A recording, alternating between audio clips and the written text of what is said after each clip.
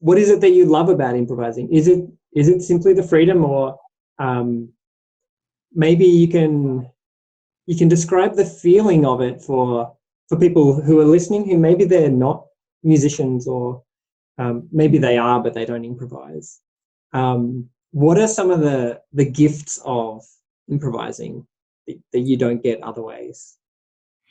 Yeah, so if you're listening and you're not an improviser, but you are maybe a classical musician or even a pop musician that plays what is written there,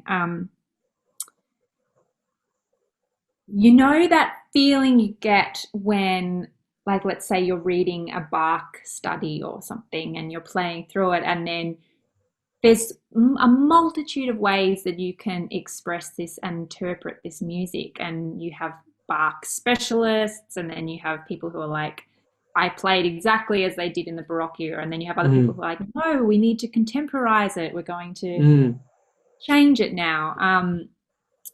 And there's all these choices and decisions that you make. But you know, when you just do a crescendo in a beautiful way, or you add an articulation that you think is really fitting for this phrase, that feeling of you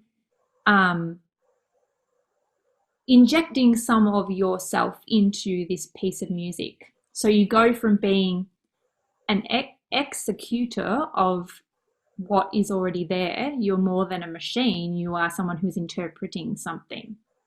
So that feeling that you get of just adding a little bit of yourself, or trying to make the music transcend the notes on the page, go through you and be expressed by you, your experience, where you are in your mind and in your life.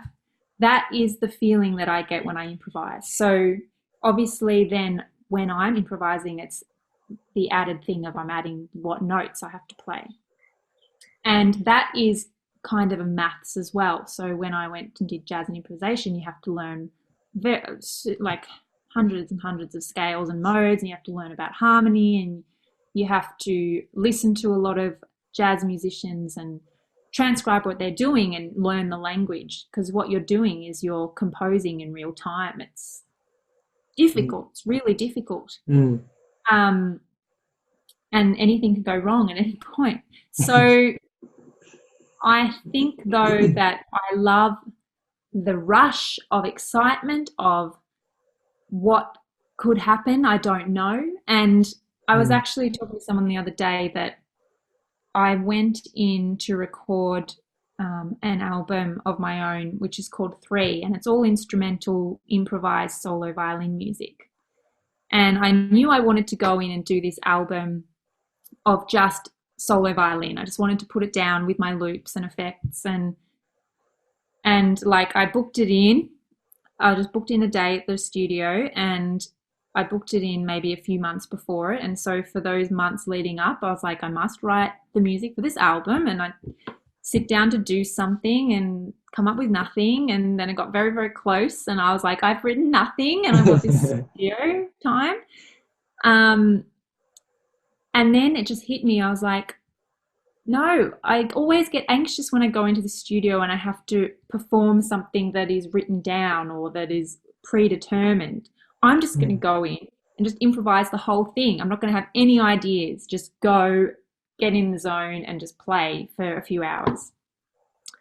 And I was like, oh, I feel so much more relaxed now. And some people might be like, oh my gosh, that is like my worst nightmare. I would hate to go in without any prep. But for me, it feels freeing. It feels like now I can be open to anything happening.